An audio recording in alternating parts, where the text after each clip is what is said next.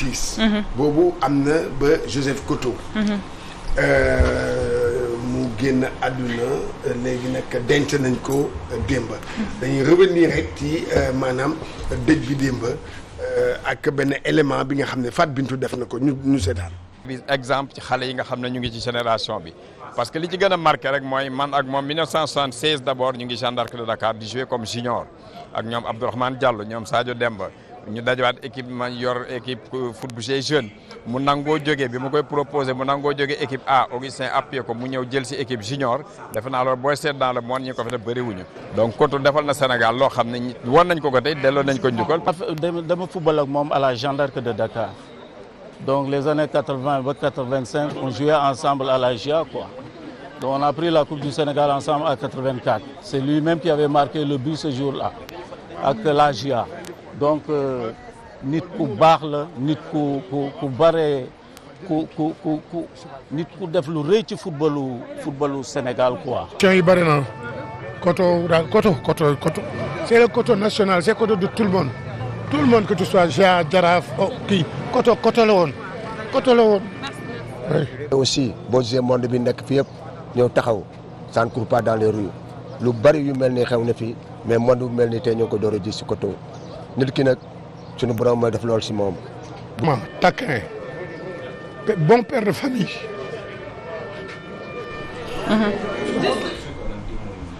ayca. voilà donc gis nga démb looloo xewoon bi ci église martyre de Louganda. fële ca morgue bu hôpital Fann dañu defee levée du corps bi denc Koto fële ca maanaam Saint-Lazare. mbooloo bu takku. gunge ko ànd ak moom gunge ko ba foofu ca armeel yooyu le dégg ngeen témoignage yi amoon ñëpp wax nañu ñëpp kii nañu dégg nga Koto man li may wax rek mooy que Koto mérité woon na lépp ndéem joxuñu ko Koto mérité woon na li ñuy defal ñeneen ñi tey jii moom moo ko mérité woon. c'est l'entraîneur sénégalais le plus titré. ku koy weddi. c'est l'entraîneur sénégalais le plus titré. Koto musul am salaire dans le football sénégalais. musul am salaire dans le football sénégalais en équipe nationale. li ngay wax nii garaaw na de. maa ko wax ku koy dindi. mu nekk lu ma metti man bi ma koy wax boobu du tey laa ko wax.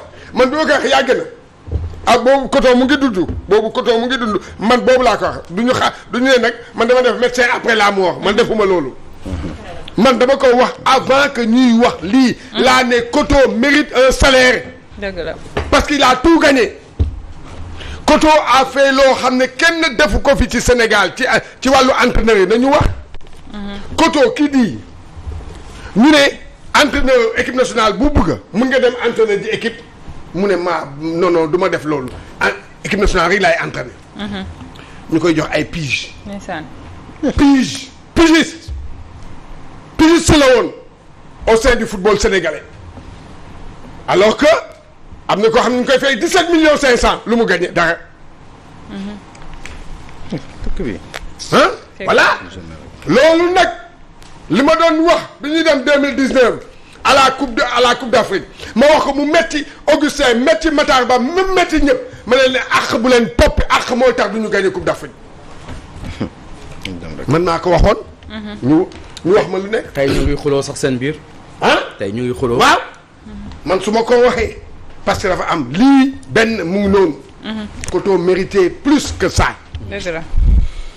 wax yi nag tey démb bi ma déggee ñuy wax wéy Koto nii nangam di wax ni seen waxu tappale yooyu di nangam di noonu yooyu yëpp dootu am foofu dama leen xool ay ree dëgg laa nekkoon de mais ay ree laajal ma ñi ma taxaw ma ne dafa dégg leen ñu ngay wax dañuy xaar ba lii kii ñu soog a topp ku nekk di bëgg di wax. loolu Sénégal. waaw alors que bi Koto nekkee équipe nationale. Koto am na kër. am na kër. kër boo xam moom moo ko liggéeyal boppam. waay. moom moo ko liggéeyal boppam. kenn mayu ko. waaw parce que ci benn banque la doon liggéey banque boobu bëgguma def publicité après dafa bàyyi banque bi consacrer sa vie pour le football. am na lu ma li mu doon am ca banque ba sax moo ëpp kii. Et comme ça Koto est parti. Et là aujourd'hui lan lay interpeller il interpelle l'État du Sénégal ci politique sportive am bi nga xam nga mooy lan comment se fait-il que un entraîneur au Sénégal n'est pas payé un seul entraîneur est payé un seul sélectionneur est payé pourquoi benn sélectionneur rek la ñuy fay yeneen sélectionneur duñu leen fay Koto a été sélectionneur partout on l'a jamais payé un salaire. jaaduwul. Sénégal jékki-jékki rek dee. on l'a jamais payé plus la woon. ce qui est loolu moo ñaaw. c'est écœurant lii nii. ñu bëgg lan balaa maa dee ñu naan non l'union fait la force mais union day fekk xol yëpp sedd. xol yëpp day sedd ñëpp day sedd.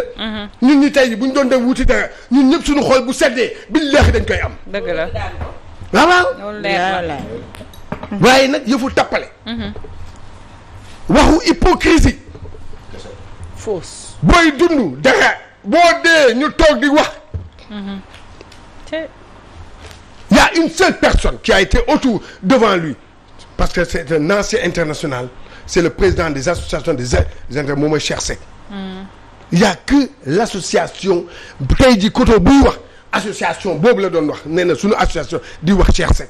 merci nangam voilà ñoo xam ne ñoo ko durant toute le kii yooyu bu buggee kii Cheikh Seck ne ko noppil ati ñu dem.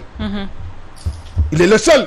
j'espère que seen consensus boobu. ñu def noonu. ban consensus boobu seen boobu noonu. tappale la seen loolu. tappale la. dinañu xool revoir les textes pour ba yeneen sélectionneurs yi ñu leen di fay. mais c'est voilà. mais aujourd'hui c'est ça le véritable problème le problème mooy si affaire Koto bi. dégg nga les yeneen sélectionneurs yi dañ leen war a fay salaire. mooy dëgg mooy dëgg même boo leen di fay sax benn 500 000 sax baax na. et puis ñooy def résultat aussi. dañu am seen ay naataango yu xam da leen di fekk. non doo dégg li ma la wax. ñi nga xam doo dégg li ma wax. koy xëy ku nekk daal mérite non doo dégg li ma wax il a été toujours pigiste. waaw bëgg a dégg. xanaa bu ñuy wax salaire xanaa léegi la di daan ay sa mais non c'est le problème mooy xam la les sélectionneurs moom Koto a été durant xoolal li mu gagné yëpp dama bëgg mu leer li Koto gagné yëpp ba ñëw ba ni Koto a été un pigiste. et ce qui est mal. ce qui fait mal. ak Joseph Koto coach booy dégg turam tey jii imaginer information lii nga wax nii man personnellement mosuma ko woon a xalaat parce que yaakaaruma woon ni basesu Sénégal wala football sénégalais tey jii egg na foofu. ma ne doo dégg li ma la wax le football le problème xam nga mooy lan c'est la politique sportive du Sénégal xam nga man mos naa ko fi wax. Matar Ba woo ma di kaas. moom mi Matar Ba ci affaire Koto bi. xam nga moo tax man bu ma koy wax tey jii kenn du ne Cheikh Diagne mu ngi koy soog a wax nii. man bu ma koy wax Matar Ba mii mu da jël téléphone am damay woo woy nangam ma ne ko c'est pas normal. li ngeen def tegu leen ko fenn. non du yoon. tegu leen ko fenn. di fay kii 17 millions et quelques ke ñeneen ñi du ñu am. du yoon démb dafa am benn entraîneur ndeysaan ñaari entraîneur ñu ngi nekk ci di toog di xool liñ may wax sañ ma kaa wax sax fii. te ba léegi ay sélectionneur lañu. sañu ma kaa wax fi c'est grave. sañu ma kaa wax fi parce que bu ma ko waxee non day ñaaw. day ñaaw te léegi samay kii ni ñu naan voilà mu ngay yàq union football du Sénégal. mais seen du la loolu lu war la lu ñu leen war a jox la. ñoom ku ñàkk da nga war a jëriñu. merci. et que waruñu xool rek dañuy gëm benn campagne boobu lañ lay fay bu campagne bi jeexee c'est fini non. pour la soxla waat jël.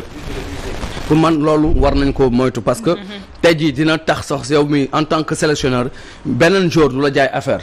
du la jaay maal ëpp xaalis. du la jaay no da nga war a sélectionner. wala sax mu lay ñëw di la jox ay cadeau pour que nga koy sélectionner c'est-à-dire dafa am solo saa tey jii nit ki boo ko dénkee benn gestion mu war a gérer benn club wala mu war a gérer une équipe. une sélection je pense que ni am na le minimum bi nga xam ne tey jii warul ñee morom entraîneur am yi warul ñee également benn joueur ci équipe bi. pour man dañ leen war a mettre à l'aise tey bu ñu la wax 17 millions à lui Aliou Cissé wala 17 millions 500 man jàpp naa ne mën nañu ko fay sax plus mais ça dépend si résultat bi mais ça dépend si tey jii lan lay apporter l'équipe nationale du Sénégal parce que bu doon tubaab la dañ koy jox plus que ça kon waruñu ni ñëw ko kii tubaab la dañ koy jox lii kii nit ku ñuul dañ koy jox lii wala kii entraîneur sélection équipe nationale A la parce que yaay tàgg c'est vrai que ni Makhtar Ba loolu lay wax sax Aliou Cissé ni que def nañ tous les moyens am nga équipe bi nga xam tey ji war na mën a jël coupe d'Afrique tey li objectif mooy nga jël coupe d'Afrique tey mi ngi xuloo moom si loolu tey wax wa tey équipe nationale parce que dafay drainer monde dafay drainer public tey le président du ménage aucun effort ba xam pour que au moins équipe bi nekk si dans de très bonnes conditions parce que aussi tam en retour dafa am lu mu si wut léegi nag ñeneen ñi nga xam ñooy def plus que parce que Aliou Cissé wala keneen ak keneen parce que ñooy nekk tout le temps sur le terrain ñëw si ñi nga xam ni moom mooy xëy na kenn amul si ñoom yaakaar ñu dem di def résultat en Afrique et à la coupe du monde je pense que ni mérité nañu vraiment ñu mettre leen dans de très bonnes conditions coach. il faut que mu leer gis nga état du Sénégal ñoo daxee récupérer fii récupération te gis nga li ñuy fay li ñuy puis ou bien loolu ñu jox kii yëpp état du Sénégal joxe ko de fédération état du Sénégal ne donne rien Aliou Cissé rek lay jox xaalis Aliou Cissé rek lay jox xaalis l'état du Sénégal c'est ça aujourd'hui la politique du sport sénégalais la politique sportive moo baaxul démb bi ma koy wax ci dëj bi di koy wax yenn anciens internationaux mais yow xoolal am ñoo xam ne ils ont tout donné pour seen peuple. tey boo leen gisee da nga leen di yërëm. du yoon. démb laay gis ay ñoo xam ne man gis naa li ñu gagné pour Sénégal gis naa li ñu gagné pour Sénégal billahi wallahi taala mais dama leen gis dama leen yërëm. amuñu sax paas. dëgg la du yoon. amuñu sax paas. c'est grave coach ce qui est paas grave pour dem sa te dëj ba pour dem ca amee sax amuñu ko woon. am ñoo xam ne au non dëgg boo dégg te ils ont tout donné au Sénégal. mooy li ngay wax ci budget bi ñu war a allouer rek au sport mooy que ni 0 xaw ma virgule xaw ma nangam pour cent. ils ont tout donné pour le sport. aujourd'hui le véritable problème. problème bi ñu war a poser sur la table xam nga mooy lan. Matar Ba. non aujourd'hui c'est lenn kese la moom mooy. xam nga mooy la politique sportive du Sénégal. ay ci am na solo. buñ ko tegul ci table bi wax ko waxtaan ko sa éternel recommencement lay doon. dañuy sonal suñu bopp. am na solo cette politique le financement du sport sénégalais. parce que loolu moom mooy loo xam ne moom moo am. aujourd'hui le sport sénégalais doit peser au minimum. le sport sénégalais doit peser au minimum. vraiment dégg nga benn 3 milliards. bu ko deful sport Sénégal du dox.